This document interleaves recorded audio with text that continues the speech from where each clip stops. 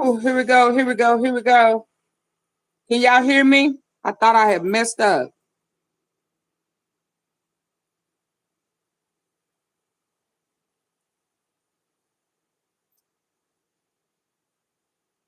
Okay, I gotta get started. I hope y'all hey Krista, Samantha, where I see Samantha, Miss Tom. I hope y'all can hear me. Okay, come on in. So it looked like Trump, they don't two red state, well, two red cities, counties, whatever, where they had a special election. They lost. One of them was Mar-a-Lago. Let's go. Let's go. Let's go. Get his ass up out of here. Massive breaking news. Democrats just won 2 special elections in Florida that were massively favored for the MAGA Republican candidates. A House District 87 just turned blue. That's the district that represents Mar-a-Lago there. And then a state Senate District 14 that went blue as well. That Blue, we love Senate you. 14 now get in there and make something happen. Get that ass up out of here. Hey, Samantha. Hey, Joe. That special election was a +11 Trump district. And Donald Trump continuously was endorsing the MAGA Republican candidates in these for the races. ones that just came in. That's the district breaking in news. Florida that were massively favored for the MAGA Republican candidates. A House District 87 just turned blue. That's the district that represents Mar-a-Lago there. And then a state Senate District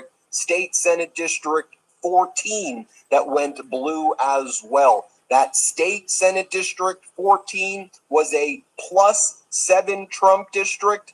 And the House District 87, that special election, the MAGA Republican candidates, a House District 87 just turned blue. That's the district that represents Mar-a-Lago there. And then a state Senate District 14 hey, Willie Spencer. that went blue as well. That he got his blue tie on. 14 was a +7 Trump district. And the House District 87, that special election, was a +11 Trump district. And Donald Trump continuously was endorsing the MAGA Republican candidates in these races, especially the MAGA Republican candidate John Maples in the House District 87 race. Donald Trump repeatedly yesterday said vote for him, vote for him, vote for him. Donald Trump this past weekend, while he was vacationing in Mar-a-Lago and making all those deranged statements about the unlawful war in Iran, brought John Maples on stage. The GOP put all of their energy behind Maples, and he just lost and lost big. Let's go through the Bruh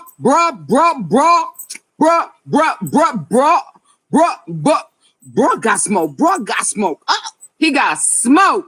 That's what you get for running up there on the stage with Donald Trump. You should have known better.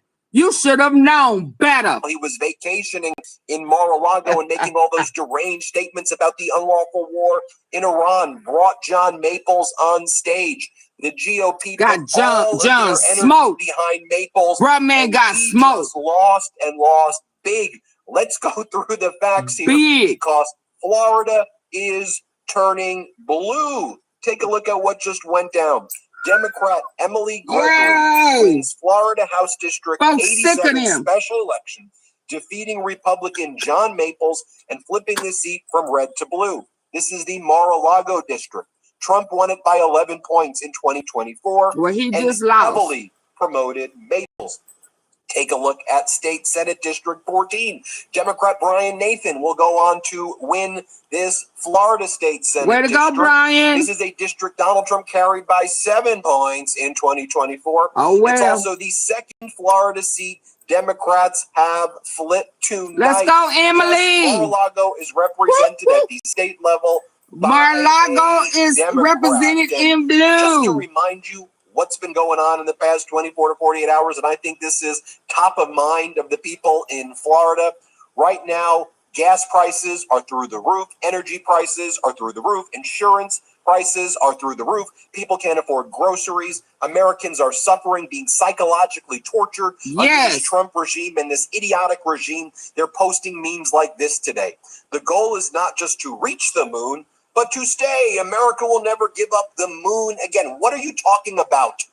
Just help Americans right now who are suffering. At the same time, the Trump regime is sending thousands of troops for a potential ground invasion in Iran, and Americans have had it. Enough is enough with these MAGA Republican con artists, these scammers, these individuals who are inflicting so much damn pain on the American people, and the people in Florida just made a powerful statement. Let's take a look at what went down as well over this past weekend. You'll see right here, John Maples there with Donald Trump at Mar-a-Lago. Trump brought Maples on stage. I'll show you the moment that Trump brought Maples on stage. Nicki Minaj moment. Donald Trump repeatedly said, vote Maples, vote Maples, vote Maples on social media. We have all of those posts. My strong endorsement, my strong endorsement. Also, thought he had him one. Vote Maples, vote Maples, vote Maples on social media. Thought he had him one. Those posts. My strong endorsement, my strong endorsement. Also, this was the race that Donald Trump voted by mail after attacking vote by mail because he's a hypocrite and a liar about every damn thing. And the people of Florida said, enough of this crap. We've given the Republicans their chance for far too long. They've screwed over our state. They behave like treasonous traitors. Enough is enough. Let's take a look at what went down this weekend. We got to have some different playing chances. You got to get them out of the House and Congress and Senate. I think I've ever seen. The only thing that says is Trump's endorsing it. Come up here, John. Come on up. Can y'all still hear me? Hold on. Well, thank you so much. And I'm on the link to be on the stage with the okay. best president we could ever imagine. And I'm honored to serve. And I think it's only Howard. as we went from our great president to name Southern Boulevard from Mar-a-Lago all the way to the other coast of Florida and to rename my airport. A whooping. Whooping. On your way. Now let's take a look at who is Emily Gregory. What was the message that she was sending? She's talking about issues like affordability. She's talking about issues that resonate with the people of Florida. How can we help you improve your life? Here, play this clip. Who do you represent when you go to Tallahassee? Yeah, I'm going to Tallahassee to represent everyone. You know, I'm a small business owner. I sit on the school advisory council of my children's elementary school. When my husband was active duty Army, I was the family readiness group leader, the FRG leader. And in any of those roles, I never ask what someone's partisan registration is. I don't care if you're a Democrat, a Republican, or an independent. I know that we all want the same things. We all want safety. We all want prosperity. We just need to come together, find pragmatic solutions, and solve some of these affordability crisis issues. And what a powerful video Emily Gregory put out. And one of the things in this video that I'll show you, this was one of the, I think, election videos that really resonated with the people. You had John Maples and all of these MAGA, ultra MAGA people talking about Donald Trump Boulevard and Donald Trump this, and let's spend all the taxpayer money, as taxpayers in Florida are already suffering, to build Donald Trump monuments and Donald Trump this and Donald Trump that. Enough is enough. Check out this video by Emily Gregory, your new House of Representatives. Let's go, Emily. House District Representative. Let's play this clip right here. We've all felt it. Groceries cost more. Electric bills are up. Rent keeps climbing. John Maple's solution?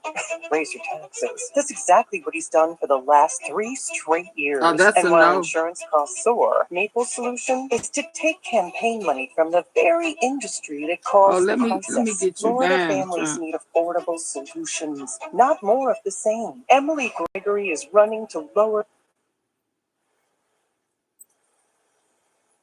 Oh, look at you. Look at you. You fell for the banana in the tailpipe. Yeah. You thought you was a chosen token. Yeah. Representative, let's play this clip right here. We've all felt it. Groceries cost more. Electric bills are up. Rent keeps climbing. John Maple's solution? Raise your taxes. That's exactly what he's done for the last 3 straight years. And while insurance costs soar, Maple's solution is to take campaign money from the very industry that caused the crisis. Florida families need affordable solutions, not more of the same. Emily Gregory is running to lower costs and put families first. Make your plan to vote for Emily Gregory. And here's what Emily Gregory recently told CNN about representing Donald Trump, that she's one of 187,000 or so constituents that she now has. Donald, you're represented by a Democrat. Let's play this clip. You know, if you win, President Trump's going to be one of your constituents, right? That's the reality. Mar-a-Lago happens to be in the district, right? If you win, and obviously endorse your opponent, we know that. But is there anything you'd say to him, if you are the winner here? I would be happy to have a conversation, and all 180,000 residents of District 87 are my priority if I'm so lucky to serve. So I will put them all with equal weight. And Emily, I want to ask you one other thing, just, as you're talking, and I know, you're a military spouse, and we're, Wow. in a war now. There are thousands of troops heading to the Middle East. How does all of this weigh on you and your family and those closest to you now? Thank you, Power. So we, as a family, are very concerned about another endless war. Of course, it's outside the scope of the State House, but it does have personal ramifications for my family. Mm-hmm. So, I pray for our troops and I pray for our family, and I hope a resolution comes sooner rather than later. Now I'll show you what some of the right-wing voices were saying, how they were trying to hype up John Maples. John Maples was on Florida's Voice, and he was praising Governor DeSantis on Florida's Voice for replicating Trump's policy. He was saying DeSantis and Trump have really created a golden age for the people of Florida, right? Everybody's thriving and doing amazing and having their caviar and having golden ballrooms. It's a banquet, as Treasury Secretary Scott Best said. Everybody is so rich and doing great. That's what you ran on, because I don't think you're connecting to what's really going on out there. Here, play this clip. The president is playing this game of chess while the rest of us are playing this comfortable game of checkers. I mean, he just knows exactly what needs to be done, and the timing, it couldn't be more imperative. Wow. And what I love is that here in the state, a lot of what the president is doing, a great governor is replicating that here within our state. And we've got great leadership within the House and the Senate as well. And so those guys are really dialed into keeping that majority, but also making sure we're affecting the people. I'm knocking on doors, and what I'm hearing is that, hey, we need to make sure that, homeowners insurance is addressed, property taxes are addressed, and some of these things that are squeezing our residents and the constituents. Now, you also had him do this video with Byron Donalds, big ultra MAGA Republican who's running for governor. And I think that Byron Donalds is going to lose that governor's race. Remember this whole year what I've been saying? Florida's turning blue, and lots of people criticize us and go, oh, man, you're being hyperbolic. Oh, they're not turning blue. They are turning blue. More evidence right in front of you. Now. They are turning blue. Right in front of you. Put out. You can see it for yourself. Let's play it. Florida, I'm here with John Maples. John's going to be the next state representative in District 87. But you got to get out and vote. Come on now, Trump country. Make sure you get out and vote. Vote for John Maples. Turnout election is when? March 24th. Come on, baby. We need you. Let's and do it. you March lost. 24th. Make sure you show up and vote. We need John in the State House. God bless you guys. Make sure you go vote. I'll see you soon. Yeah, we'll see you on March 24th. Yeah. John's going to be your next state rep, baby. Now, let me give you some insight into these races as well. Why were there special elections in Florida's House District 87 and Senate District 14? Well, the reason there were vacancies was because Ron DeSantis, the MAGA Republican governor there, appointed the incumbents to other offices. For example, Florida House District 87 became vacant in August when Republican Representative Mike Caruso resigned after DeSantis appointed him as the Palm Beach County Clerk of the Circuit Court and Comptroller, replacing the previous clerk who had moved to county administrator. The district went without representation.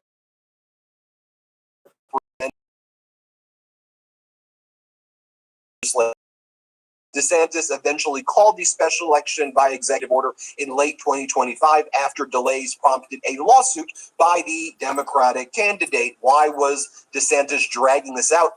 He saw the writing was on the wall and that Florida was turning blue. This House District 87 represents coastal.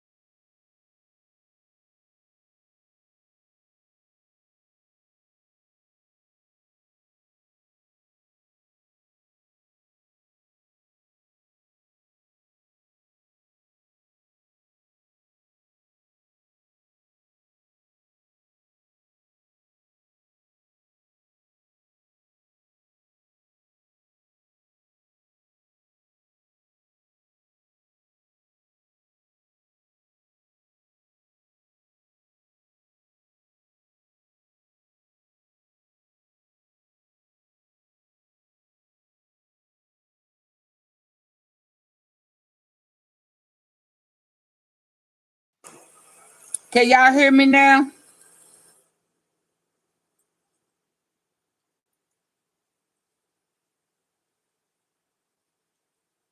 Can y'all hear me?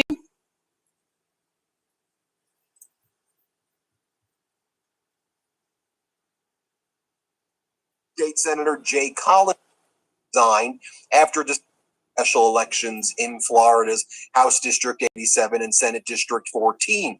Well, the reason there were vacancies was because Ron DeSantis, the MAGA Republican governor there, appointed the incumbents to other offices.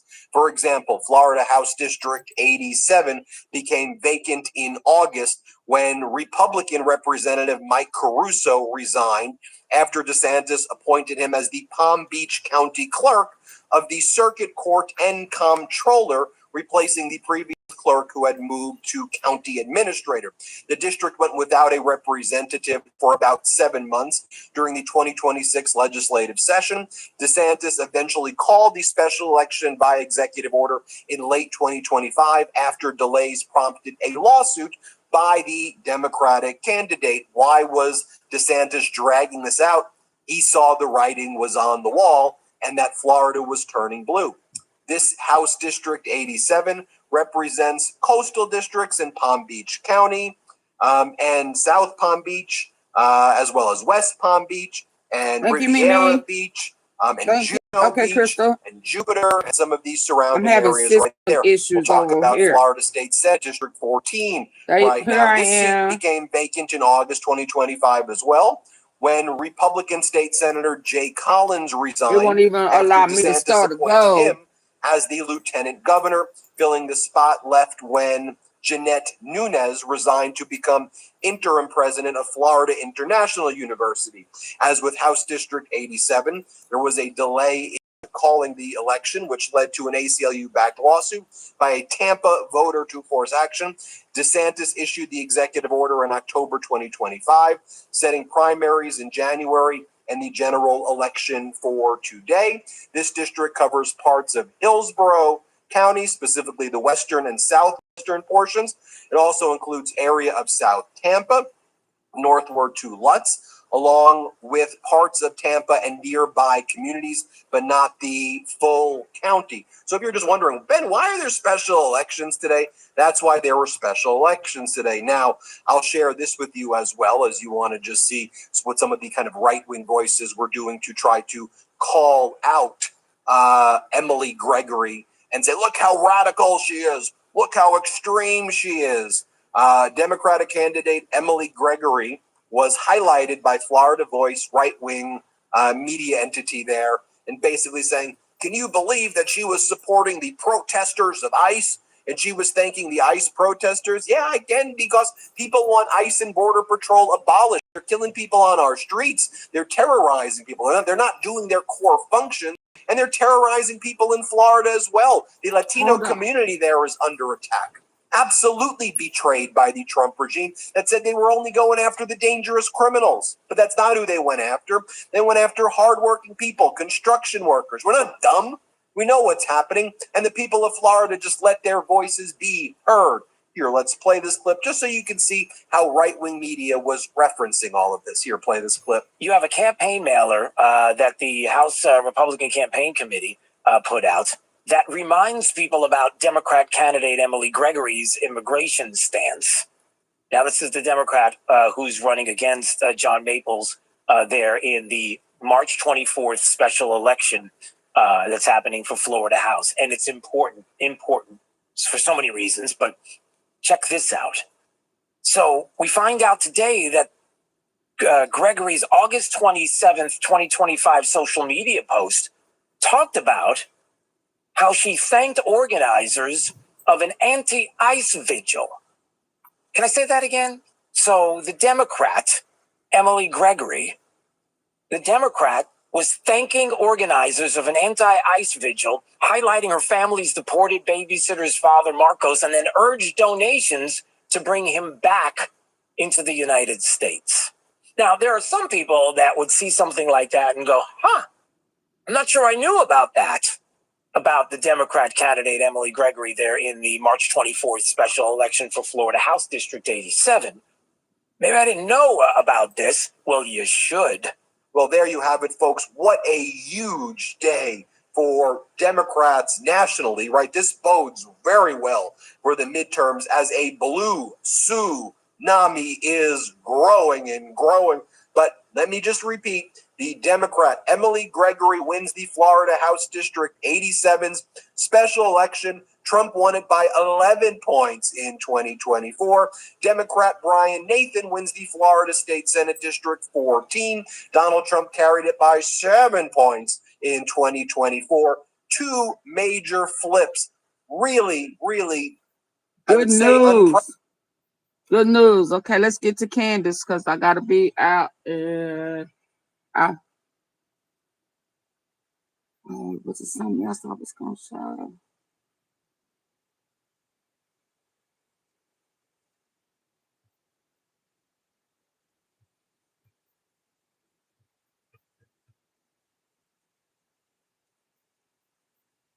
Hold on.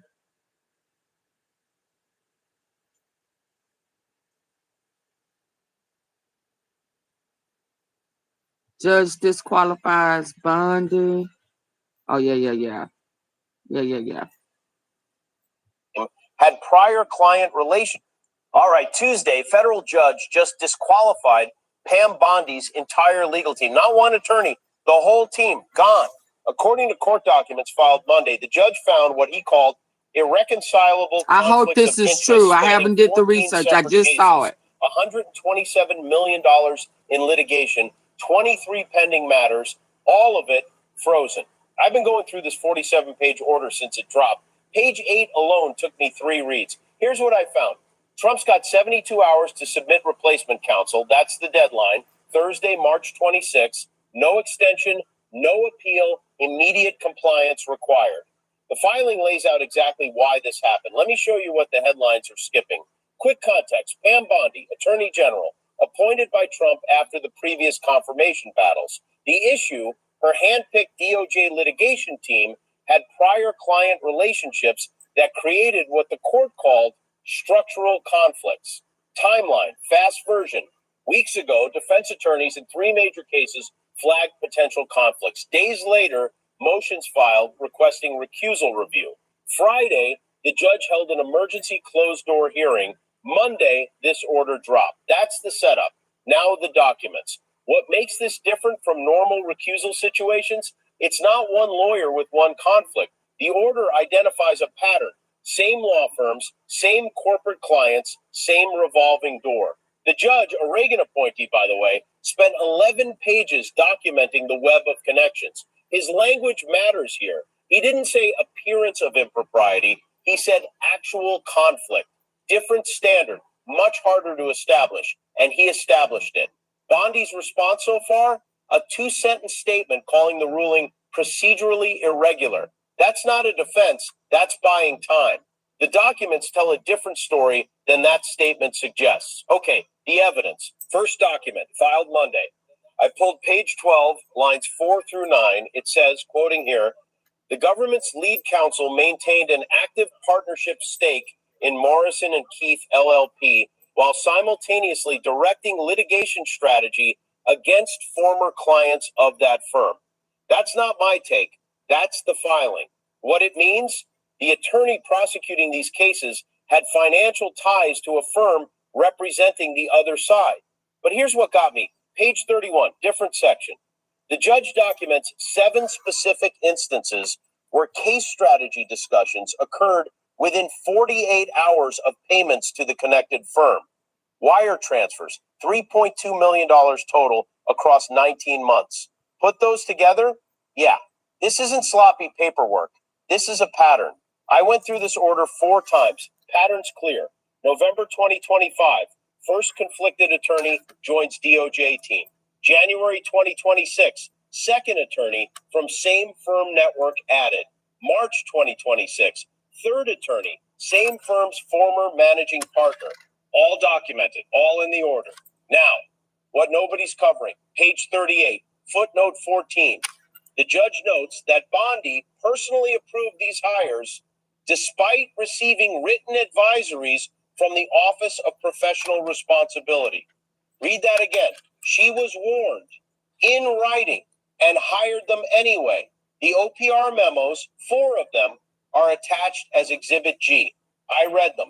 The first one, dated September 2025, specifically names the Morrison and Keith connection, uses the phrase recommend against appointment. Second memo, November, stronger language, continued engagement risks judicial intervention. Third memo, January, formal objection lodged. Fourth memo, February, we have exhausted internal remedies. That's the Career Ethics Office telling political leadership in writing 4 times, don't do this. And here's the part that matters for what's coming. The judge cites these memos as evidence that the conflict wasn't inadvertent.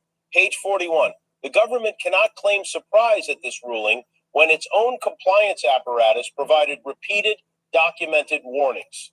Fallout, the 3 highest profile cases now in limbo, the tech antitrust matter, $89 million at stake, the defense contractor fraud prosecution, 41 defendants, and the civil rights enforcement action that's been building for 2 years. All 3 stayed pending new counsel. Within 72 hours, Trump needs to name replacements. Not just any attorneys. I'm trying to get it right. It's not moving no right. Prior representation of any party in these matters, and full financial disclosures submitted to the court. The judge's language on page 44. The court will scrutinize any proposed replacement counsel with heightened attention to the conflicts that necessitated this order. Translation, he's watching closely. One more thing buried in here.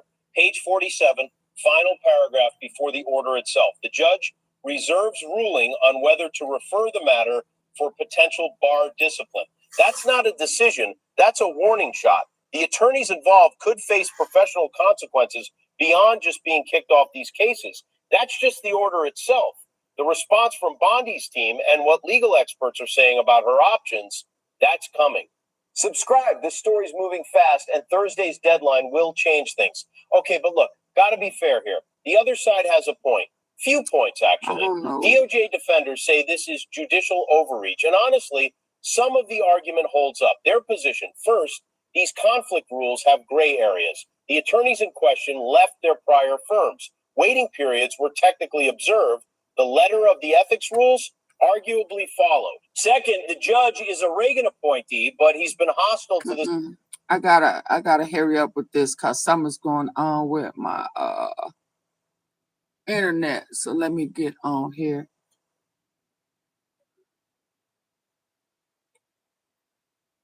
Okay, we're moving on to Candace. So I can try to get my system fixed. Thank you. Let's go. Let's see what she's talking about. All right, you guys, happy Tuesday. I'm having a happy Tuesday. I woke up and I had a shot of Baron Coleman this morning, just like his podcast got me all fired up because he went off. He had a little Baron crash out. And it added another detail to our investigation yesterday into the planes, a detail that I had missed somehow earlier that's rather explosive. I will say this, I defy no stereotypes. As a woman, I am not technologically gifted. So I did not know that you could drag the flight radar ADS-B coverage to the exact minute to see where that plane was, what the altitude of that plane was. All right, you guys, happy Tuesday. I'm having a happy Tuesday. I woke up and I had a shot of Baron Coleman this morning, just like his podcast got me all fired up because he went off. He had a little Baron crash out. And it added another detail to our investigation yesterday into the planes, a detail that I had missed somehow earlier that's rather explosive. I will say this, I defy no stereotypes. As a woman, I am not technologically gifted. So I did not know that you could drag the flight radar ADS-B coverage to the exact minute to see where that plane was, what the altitude of that plane was at any given time. So I'll explain it later for the other ladies who are like me. But first, my friends, we have been working on a particular tip for some time. We had received it a while ago regarding Erika's whereabouts on September the 10th. And at long last, we were able to confirm it in a way that is rather explosive. Where was Erika on September 10th? Well, I'll tell you. She was apparently in an unmarked building. Welcome back to Candace. Oh, wow.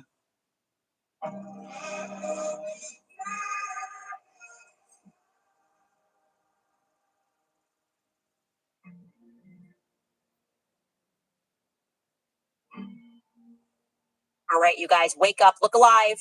We are at the gates. We are at the gates. We're All at of the us. gates. It has been, a little over 6 months, and we have not stopped the onslaught. We have kept up the energy. Someone in the comment section described the Charlie Kirk open investigation as a group project, and I love that, right? That is so true. We are all partners in this group project to figure out what actually happened on September 10th. Who was behind the killing of Charlie Kirk? Right. Well, Baron Coleman is certainly one of the people that is in our group. His show is kind of described by some people as the after party to my show. We kind of build off of each other and the work and the investigation that we're doing. And I really love that last night he underscored really how sick and tired we all are of this obvious game of them ignoring the major inconsistencies in the Tyler Robinson story that we have pointed out, or in the Turning Point USA alibis that we have pointed out. And when they respond, they only respond to like the minor details that they can debunk that have nothing to do with anything that we've said on this show, his show. They sort of wait for somebody to make a mistake somewhere in the universe, and then they pounce, right? And Baron does a very good job of describing really what that is. It's frankly a low IQ strategy of attempting to win a debate on a technicality that you're obviously losing. It's a gotcha argument. And we took this, and I want you to listen to it because I think it's really relevant. It helps you to kind of further steel yourself when it comes to the internet and what they're throwing at you. Like, we took this from his opening statement. Here is Baron Coleman. Imagine, for example, a simple debate on economics. The losing side might fixate on one outdated data point. They hammer it as proof of incompetence. And then they proclaim the entire case collapses. They declare victory, and they never address the macro, the larger construct of the argument. They don't address things like expert consensus or even their own contradictions. And viewers, if they're tuned out or maybe deeply or emotionally invested in seeing the losing side win, they're able to walk away thinking the gotcha side won, even if the other side very much had the upper hand. This is bad faith. This is bad faith debate. If not outright intellectual dishonesty, it overlaps with several logical fallacies. Thank you, Joe. Your book had a large part in helping put this together. It overlaps with several logical fallacies, but it isn't neatly packed into any one of them. It resembles quibbling, where one side focuses on some trivial objection to derail the main point, or even cherry picking, where you highlight one favorable detail and you ignore the rest. But the twist here is the premature declaration of victory. And it treats that isolated incident as a checkmate.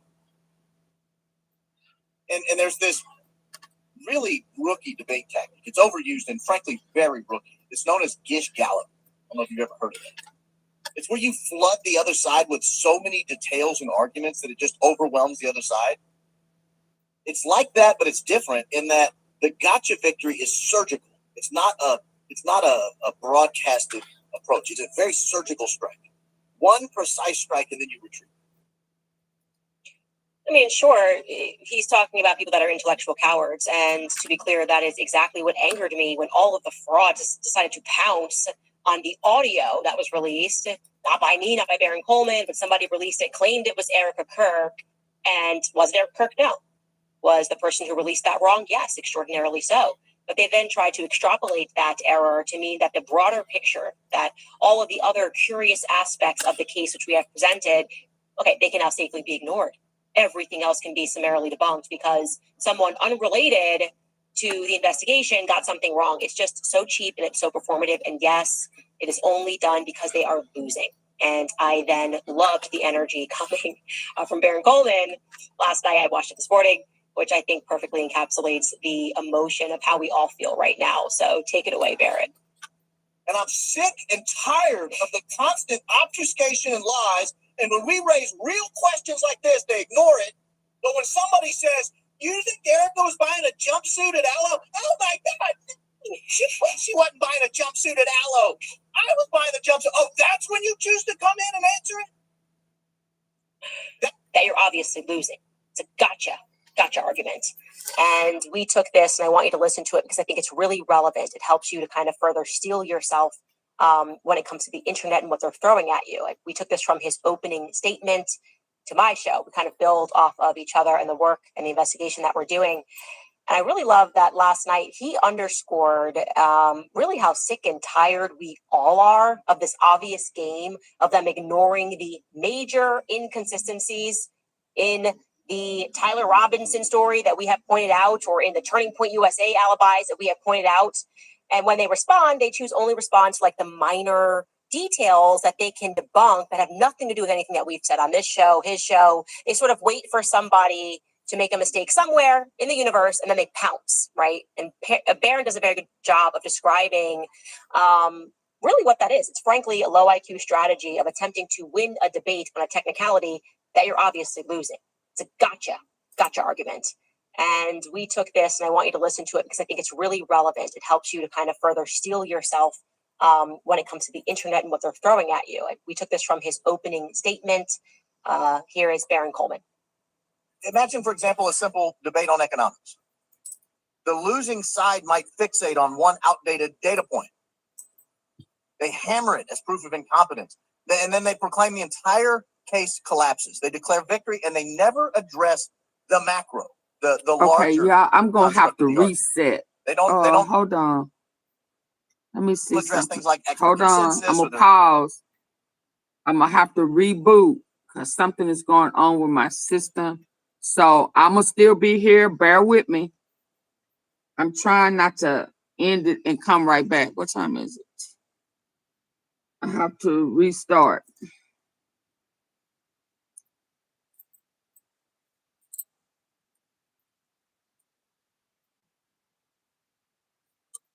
See? So bear with me.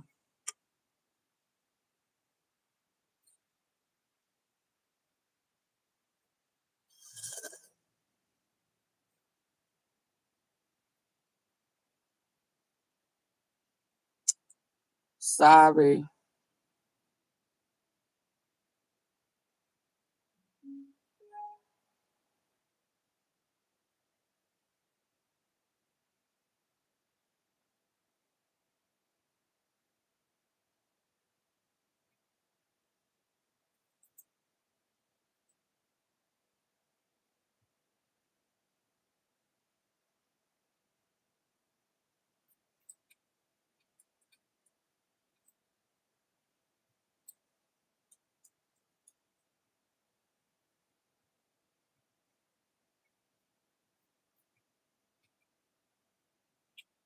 Bear with me. Oh, it may be. Who is Adrian Walker? Immigration charges. Bear with me.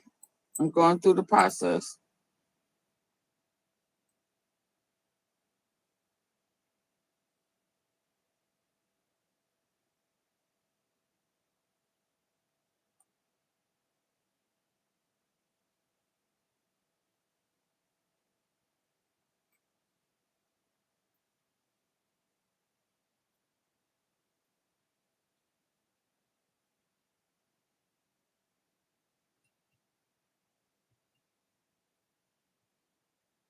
Chrome was updated. So it was the update.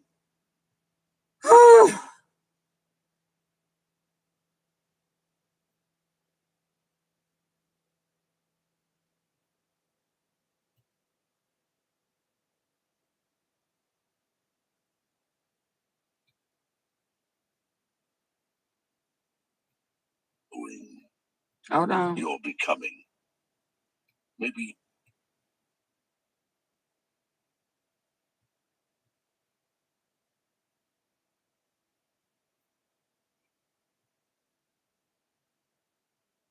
Based on a technicality that you're obviously losing. It's a gotcha argument. And we took this, and I want you to listen to it because I think it's really relevant. It helps you to kind of further steel yourself when it comes to the internet and what they're throwing at you. And we took this from his opening statement. Here is Baron Coleman. Imagine, for example, a simple debate on economics. The losing side might fixate on one outdated data point. They hammer it as proof of incompetence. And then they proclaim the entire case collapses. They declare victory, and they never address the macro, the larger construct of the argument. They don't address things like expert consensus or even their own contradiction. And viewers, if they're tuned out or maybe deeply or emotionally invested in seeing the losing side win, they're able to walk away thinking the gotcha side won, even if the other side very much had the upper hand. This is bad faith. This is bad faith debating. If not outright intellectual dishonesty, it overlaps with several logical fallacies. I don't know where I'm at, y'all. Your book had a large part. I don't know what I did wrong. I'm going to have to go out and come back in.